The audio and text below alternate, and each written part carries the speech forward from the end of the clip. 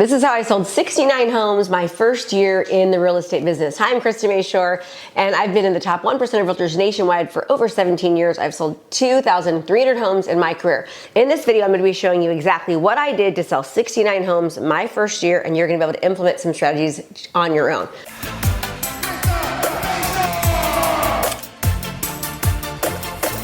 So the thing about real estate, when you get into real estate, you're not exactly told how to actually sell homes or how to run a business or how to be a marketer. You're told how many square feet are in a mile, which really doesn't matter. In fact, I don't even know the answer to that. So how did I do it? What I did was I made sure that I looked at what my competitors were doing and things that they were doing well. I saw how I could optimize or add to what they were doing. And then I looked at other industries outside of real estate to see what they were doing. And then I looked at ways on how I could use outside resources and outside ideas and bring them into the real estate industry. When I first started real estate, people were doing black and white flyers, if that. Right? Some people would list a home and they wouldn't even have a flyer on the house, but some did. So I thought to myself, if the average person is doing a 1-page flyer, what if I did 4-page colored brochures? So I did. I put 4-page colored brochures on every single one of my listings.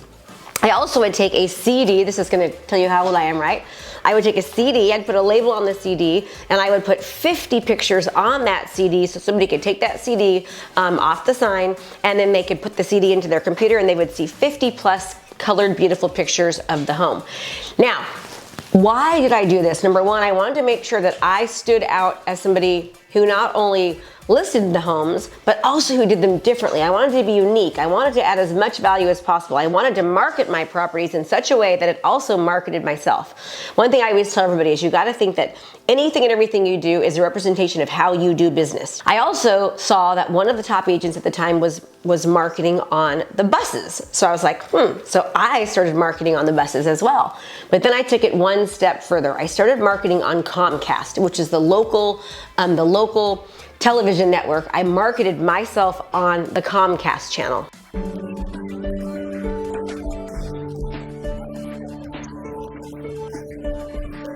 Okay, now you're probably thinking, Krista, you did all that, you spent that kind of money? Well, yes, remember, I sold 69 houses my first year in real estate. In fact, this is how crazy the numbers are.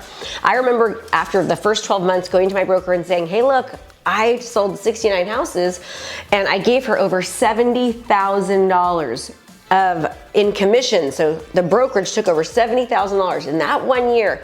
As a teacher for 6 years with a master's degree in education, after 6 years of teaching, I only made $60,000. So to think in my first year in real estate, I gave my broker her portion $10,000 more than that was insane. But that is how important it is for you to position yourself as different and to be innovative and to be willing to invest in your business. You are a business owner. You own a business.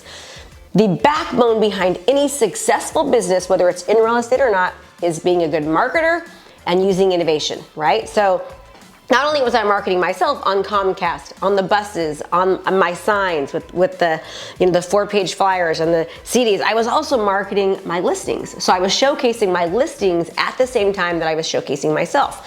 So people would see that and go, wow, she's not doing what everybody else is. And here's the deal.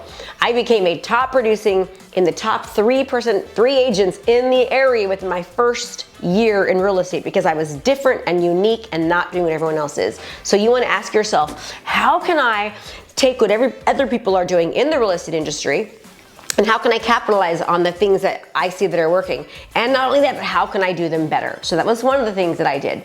Also, I remember when short sales came about. So there was a time early on in my career where all of a sudden there was a ton of short sales and foreclosures. And so I became known as the foreclosure queen, right? So when I realized that the market was going to shift, I started traveling to different asset management companies and banks, and I would send them packages. I remember sending them a big package showing them how all the assets that I had to help sell foreclosures and to help sell short sales. I'd put a pair of socks on there with a pair of pop rocks, and I'd say, let me rock your socks off, right? Let me pop your socks off. And I would tell them about how I understood how to do BPOs and how I had a team that could help me, how I had money in the bank to be able to pay for the repairs. I made sure that I understood what was happening in the market and how I could put my specialized knowledge in front of people that had the clients that I wanted. I wanted short sales. I wanted foreclosures, right? So within just a very short time, I had 13 different asset management companies and banks. I had Green River Capital, Nationwide REO Brokers. I had the HUD account. I had the Wells Fargo account.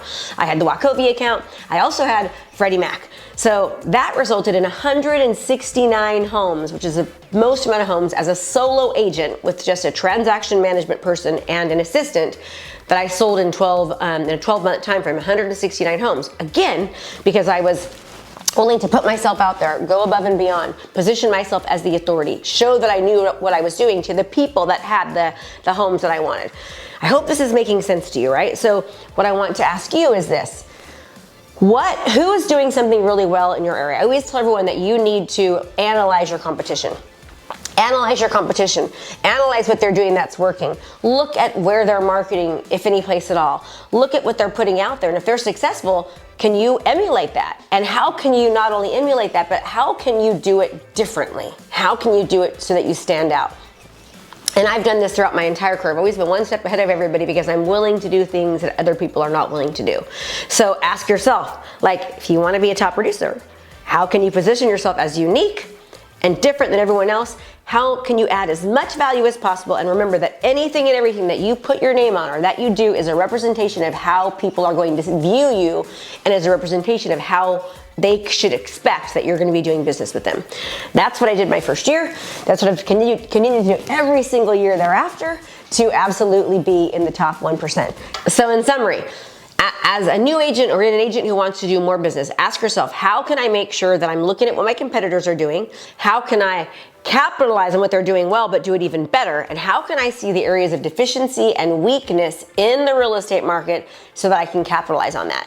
Another good way to do that is looking at outside industries. What are they doing that's working well, and how can I put a real estate spin on it? If you do that in your business, whether you're a brand new agent or a top producer, if you do that more often, you will sell more houses. So every month I have a virtual 3-day event for real estate agents and lenders. So if you'd like more upcoming what's working now strategies, do me a favor, sign up, stuff's in the link, and it will teach you how to do it to be relevant in today's market. Thanks so much for watching my video. You can learn more about how to be a successful real estate professional by watching other videos that I have. And be sure to subscribe to my channel. And as always, make it a great home selling and buying day.